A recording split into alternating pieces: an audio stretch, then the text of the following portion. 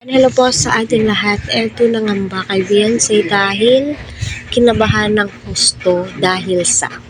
So, unang-una sa lahat, ako po yung lubos na nagpapasalamat sa lahat na nag-subscribe sa aking channel. Naway nasa mabuti po kayong kalagayan. Patuloy po natin suportahan si Kalinga Prab, Kuya Val at ang buong team. Huwag po natin skip ang kanilang ads. Kahit sino naman po talaga ay mag-worried kapag nalaman mo na itong si Beyonce ay nanlalagi, kinakabahan ng gusto, no?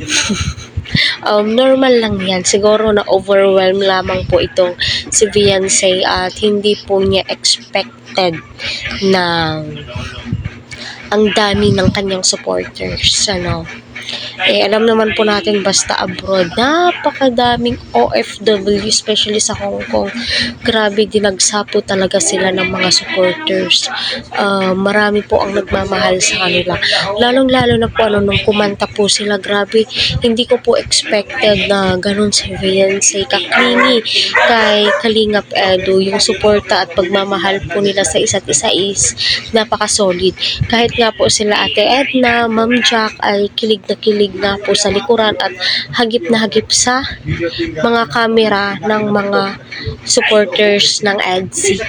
So marami ang nagmamahal. So yung kaba nga po na nararamdaman po ni Beyonce ay na-overwhelm po siya at hindi po niya expected na ganun kadami ang nagmamahal sa kanila, di ba? So masasabi mo po napaka-thankful po ni Beyonce sa mga team EDSI abroad, lalong-lalo na po dito sa Pilipinas na napaka-solid po talaga nila.